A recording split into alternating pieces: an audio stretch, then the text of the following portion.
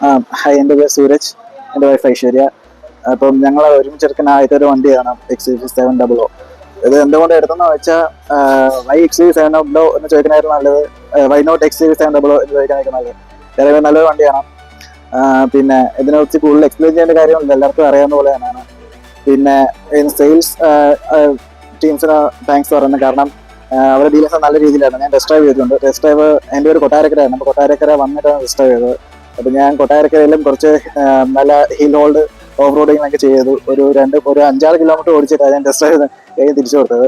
പിന്നെ ഹൈവേസിൽ എനിക്ക് അധികം ഓടിക്കാൻ പറ്റില്ല, പക്ഷേ ഇവൻ ദോ ഇറ്റ് ഇസ് ഗുഡ്. പിന്നെ അതുപോലെ തന്നെ ഇതിൻ്റെ അകത്ത് ഇൻബിൽഡ് ആയിട്ടുള്ള ഭയങ്കര നോയ്സ് ക്യാൻസലേഷൻ ഉണ്ട്. അതായത് അകത്ത് സൗണ്ട് നമ്മൾ അറിയത്ത് പോലും ഇല്ല. എൻ്റെ കയ്യിൽ EV ഉണ്ട്. Even though I like this one vehicle. അതുപോലെ തന്നെ ഇതിൻ്റെ എല്ലാ ഫീച്ചേഴ്സും ഇസ് ഗുഡ്. പിന്നെ 5 സ്റ്റാർ റേറ്റിംഗ് ഉണ്ട്. പിന്നെ വൈഫിനും ഇഷ്ടപ്പെട്ടത് ഇതിൻ്റെ ഡിസൈൻ. ഒട്ടുമിക്ക ആൾക്കാർക്കും ഇഷ്ടപ്പെടുന്ന ഡിസൈനാണ്. വൈഫിന് ഈ അഗ്രസീവ് ഡിസൈനായിരുന്നു കൂടുതൽ ഫിലിമിനായാലും ഡിസൈനാണ് ഇഷ്ടപ്പെടുന്നത്. മുമ്പുള്ള ടാറ്റ ഉണ്ട്, അതുപോലെ തന്നെ എൻ്റെ സുസുക്കി ഉണ്ട്. ഇപ്പം നിലവിലെ EV ഉണ്ട്, പക്ഷേ EVയും ഇതും വലിയ SS മഹേന്ദ്രയിലെ ആദ്യമായിട്ടാണ്. പക്ഷേ ഇവന്തോ എൻ്റെ ഫസ്റ്റ് വണ്ടി മഹേന്ദ്ര സ്കോർപ്പിയോ ആണ്. അപ്പം ഫാമിലി ഫസ്റ്റ് പ്രിഫറൻസ് മഹേന്ദ്രയിലോട്ടാണ് വന്നത്. അപ്പോൾ അങ്ങനെ സ്കോർപ്പിയോ എന്ന് നേരെ അപ്ഗ്രേഡ് എന്നല്ല, സ്കോർപ്പിയോ എർട്ടിക അങ്ങനെ വന്നു XUV മാറി. പിന്നെ 7 സീറ്റർ ഫാമിലി വണ്ടി കാണാം. എനിക്ക് ഫാമിലി വണ്ടി കാണാം, കാരണം ഫാമിലിയിൽ ആകുമ്പോൾ തന്നെ വണ്ടിയും കൂടെ കൊണ്ടുപോകുന്നുണ്ട്. അപ്പം അങ്ങനെ ഒരു വലിയ വണ്ടി എടുത്തു. പിന്നെ ഞാൻ മാത്രമല്ല, ഇപ്പം നല്ല പ്രൈസ് റേറ്റ് ആണ്, which is affordable to every. അപ്പം ഇപ്പം എല്ലാം കൊണ്ട് നല്ല രീതിയാണ്. പിന്നെ അത് മാത്രമല്ല, നേരത്തെ കൂട്ട് ഒരു വെയിറ്റിംഗ് പീരീഡ് ഇപ്പം വണ്ടിക്കില്ല.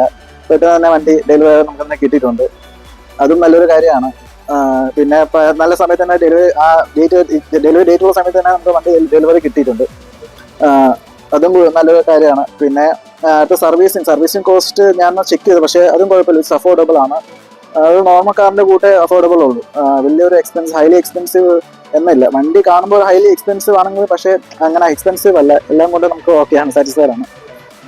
XUV പണ്ട് മുതലേ ഫോളോ ചെയ്യുന്ന ഒരു വണ്ടിയാണ്. ആ ഒരു ഡിസൈൻ വൈസ് നോക്കിയാൽ ഒരു ഫാമിലി, അതായത് അല്ലാതെ ഒരു ഫെമിനിൻ ടച്ചും കൂടെ ഉള്ളതായിട്ട് എനിക്ക് തോന്നുന്നു. സാധാരണ XUV എന്ന് പറയുമ്പോഴത്തേക്ക് ഒരു മാസ്കുലിൻ ഫീൽ വരുന്നെങ്കിലും ഈ ഒരു ഡിസൈൻ എനിക്കും കൂടെ ഭയങ്കരമായിട്ട് ഇഷ്ടപ്പെട്ടു.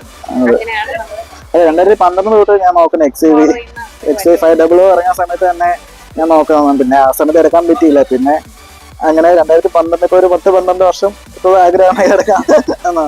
XUV700 എടുത്തു, അങ്ങനെ എടുത്തു അങ്ങനെ.